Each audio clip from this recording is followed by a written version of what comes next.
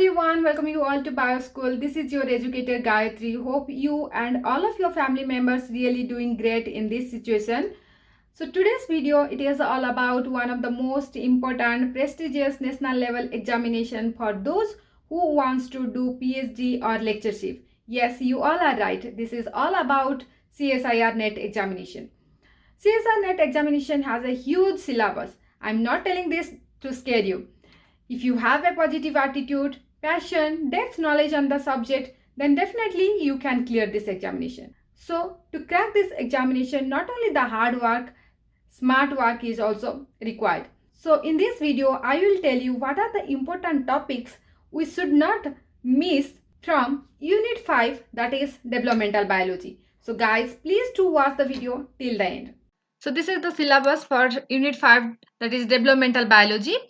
So this unit covers all animal developmental process and a small bit of plant developmental biology.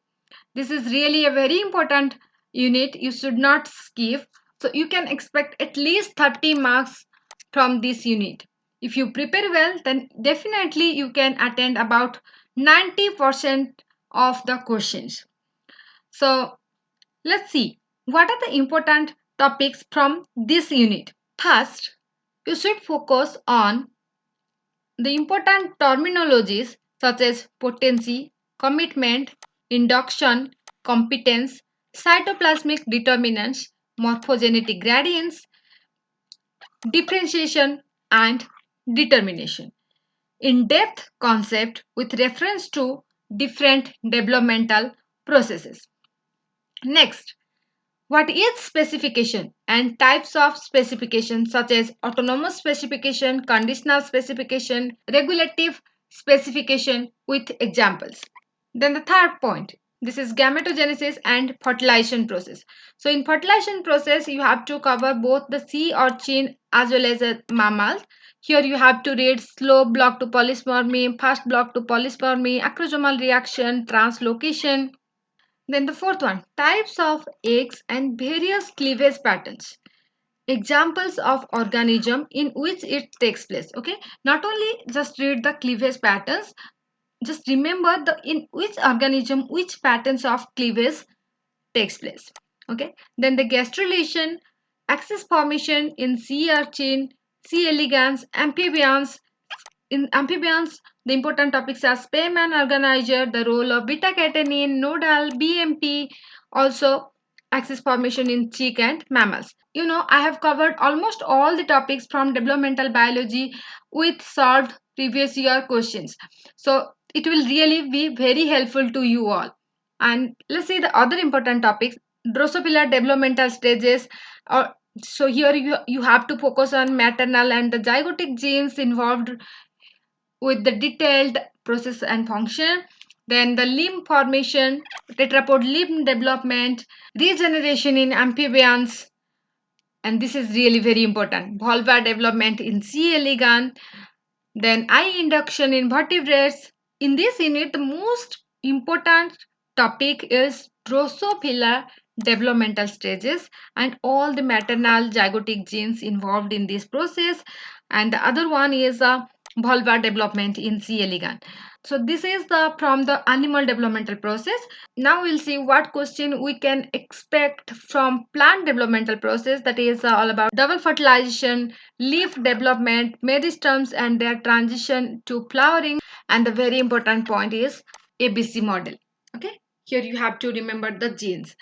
So for the unit 5 developmental biology, the best book is Developmental Biology by Gilbert. Just look on the topics what I have uploaded on my YouTube channel. So first we'll focus on the fertilization. If we'll talk about the fertilization, here is the fertilization in sea urchin. I have covered fast block to polyspermy, slow block to polyspermy in sea urchin, as well as egg activation and fusion of genetic materials. Okay, now comes to mammalian fertilization. In mammalian fertilization, I have divided this topic into 3 parts. Part 1, I have covered translocation and capacitation. Part 2, you will get acrosomal reaction. And part 3, fusion of sperm and egg membrane. Also, the prevention of polyspermy. I will put the link in the description box of this video so that you will go through the playlist. I have covered almost all 32 videos from this developmental biology. Then if you come about the cleavage, here in this video you will get what is cleavage, the patterns of cleavage, and with examples. Okay, so this is really a very helpful for you all.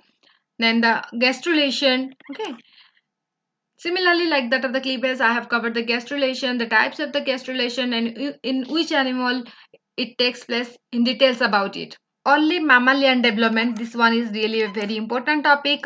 Definitely, you will get a question from this part. Then, if we'll come about the important terminologies, then I have covered self specification, commitment. Okay, then also the induction and competence, all about it. If you are preparing for CSR NET examination, ICMR, JRF, or DBT examination, or you are in MSc or BSc, then all these videos are really very helpful to all of you. Please go through all these videos. Then the limb development, tetrapod limb development. So here also I have covered limb board formation, also the proximal distal axis formation, dorsal ventral axis of the limb. Okay, then also the regeneration, ABC model of flower development. This part I have covered from the plant developmental biology. So here it's about embryonic induction, organizer, nucleus center, cleavage and formation of dorsal ventral axis in C. elegans. Not only that, dorsal ventral axis, also I've covered anterior posterior axis formation, then the cell specification in C. elegans, which solved previous year CSIR NET questions. Similarly, vulvar development in C. elegans, this is really very important. Never ever skip this topic. Anchor cell formation also, sometimes you can get a question from anchor cell formation. Also, I have covered in details about Drosophila, starting from the early development, anterior posterior axis formation, also the find it, lose it, move it experiment, segment polarity gene in Drosophila, select role of homeotic selector gene in Drosophila, dorsal ventral axis formation in Drosophila. So if you go through all these videos, then this is enough for your preparation. Thank you so much for watching this video. If you like this video, then please do share with your friends and don't forget to subscribe my channel. Stay connected with me. Bye bye. See you in my next video. Till then, keep learning.